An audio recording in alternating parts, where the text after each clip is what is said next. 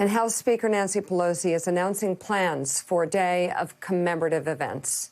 In a new Dear Colleague letter to the Democratic caucus, the Speaker writes in part, quote, preparations are underway for a full program of events, including a discussion among historians about the narrative of that day, an opportunity for members to share their experiences and reflections from that day, and a prayerful vigil in the evening. The events will be live streamed.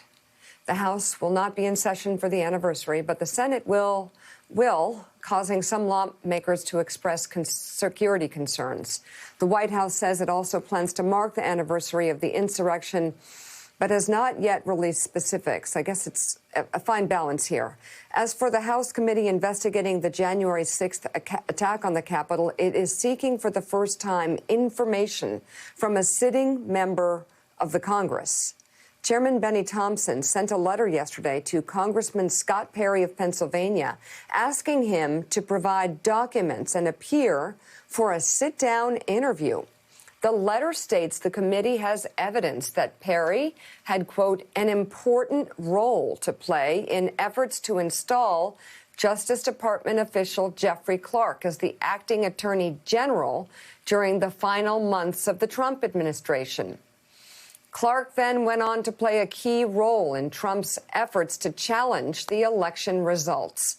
Thompson writes in part, quote, Acting Attorney General Rosen and Acting Deputy Attorney General Donahue have provided evidence regarding these issues, and we have received evidence that others who worked with Mr. Clark were aware of these plans. The letter also says the committee is aware of Perry's multiple text and other communications with Trump's former chief of staff, Mark Meadows, including evidence that they communicated over the encrypted app Signal. Jackie, you've been following the committee's work. What else can you tell us about all the efforts to bring some accountability right up to the top in terms of what happened on January 6th?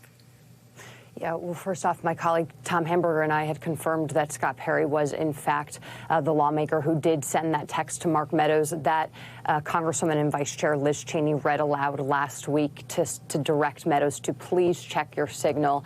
That immediately, I think, piqued the interest of investigators. But look, this letter was a significant step forward for the committee and for the reporters that have been covering the committee since its inception in July earlier this summer.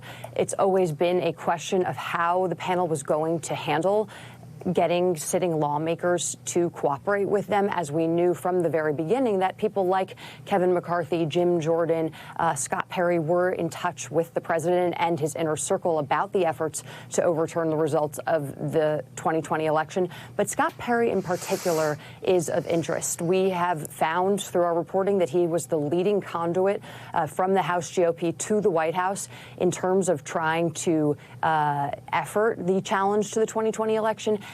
And he's been on the mind of congressional investigators really for a whole year now. When the Senate Judiciary Report released their report in October, they cited Perry as someone who was integrally involved with these efforts. They had already gotten evidence that Thompson echoed yesterday, that he was directly pressuring DOJ officials to investigate these various fringe conspiracy theories. He also acknowledged in those interviews with the Senate Judiciary Committee that he was the person that introduced Mark Meadows to Jeffrey Clark, who has also become a central player. So there are so many different pieces that are kind of falling together here.